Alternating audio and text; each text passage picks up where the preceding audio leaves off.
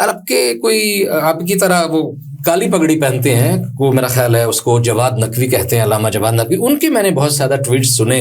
اور ان پہ آپ کے مسلک میں بہت زیادہ تبرہ بھی کیا جاتا ہے، اور بہت سارے آپ کے مخالفین ان کے ٹویٹس جو ہے، ان کی کلپس جو ہے سوشل میڈیا پہ وہ بندہ بہت متحرک ہے، مجھے نہیں پتا اس کی علمی حیثیت کیا ہے، آپ ہی بتائیں گے تو اس کے حوالے سے آپ لوگوں کا کیا نظریہ ہے؟ کیونکہ میں نے اس کے کلپس میں سنا ہے کہ جو آپ لوگوں کی بنیادی نظریاتی اساس ہے وہ صرف ان پہ حملے کرتا ہے۔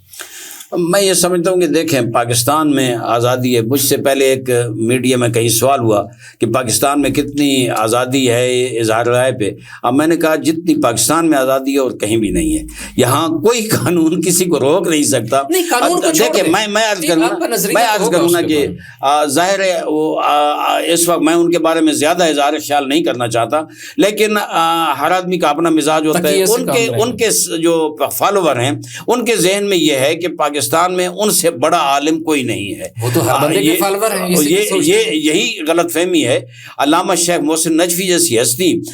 ان کی استاد ہیں، انسان استاد کا تو وہ کرے نا کہ ان کے پاس تو آئے، ان کے جنازے پہ آئے، ان کی اب میرے خیال میں اگر یہ چیزیں ہوں تو پھر بڑا مشکل ہوتا ہے۔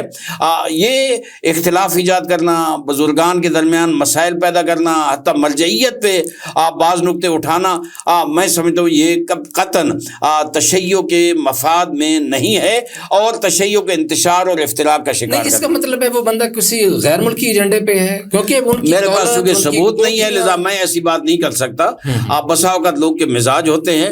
وہ اپنے مزاج کے مطابق یا اپنے ان کے ساتھی جو ارد گرد ہیں ان کے ساتھ مشورہ کر کے یقیناً یہ کرتے ہوں گے، لیکن ہمارے پرانے دوست ہیں، اب بھی اس دن ملاقات ہوئی ہے، ہم احترام کا رشتہ ہمارے درمیان موجود ہے۔ ہم اس طرح کئی لوگ ہیں جو اپنے اپنے نظریات رکھتے ہیں، ہم انہیں کہہ رہے ہیں ان کے ساتھیوں کو، ان کو مسلسل کہ نہیں، آپ جب ایک جیسے ہم نے دیکھیں ہم نے اتحاد و وحدت کی فضا اہل سنت کے سب مسائل کے درمیان بنائی ہوئی ہے، تو تشیع میں بھی یہ اتحاد و وحدت کی فضا قائم ہوگی تو تشیع مضبوط ہوگا۔ نظریاتی اختلاف ہوتا ہے اپنے اپنی جگہ پر، ذاتی تعلق کسی سے بھی ہو سکتا ہے، اس کے لیے کوئی ضروری نہیں ہے، لیکن ایک شخص کا نظریات کے ذریعے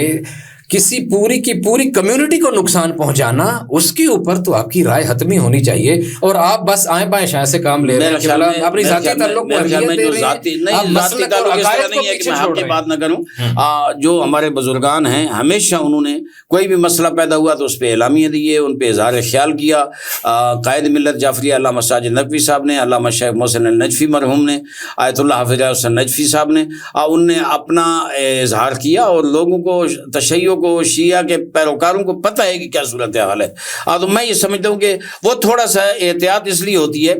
تاکہ خواہ مخواہ کے انتشار، افتراق اور قدورتیں بڑھے نہیں۔ ہم ہمیشہ اس ذہن کے ساتھ ہیں کہ پازیٹو انداز میں، مثبت انداز میں، محبت کے ساتھ مسائل حل ہوں، اور میں سمجھتا ہوں یہ بھی کوئی اتنا بڑا مسئلہ نہیں، یہ جلدی حل ہو جائے گا انشاءاللہ۔ ملی یکجہتی کونسل کے مرکزی نائب صدر، شیعہ علماء کونسل کے سابق سیکرٹری جنرل اور موجودہ نائب صدر جناب علامہ عارف واحدی صاحب، آپ کا بہت شکریہ، آپ نے ہمارے لیے وقت نکالا۔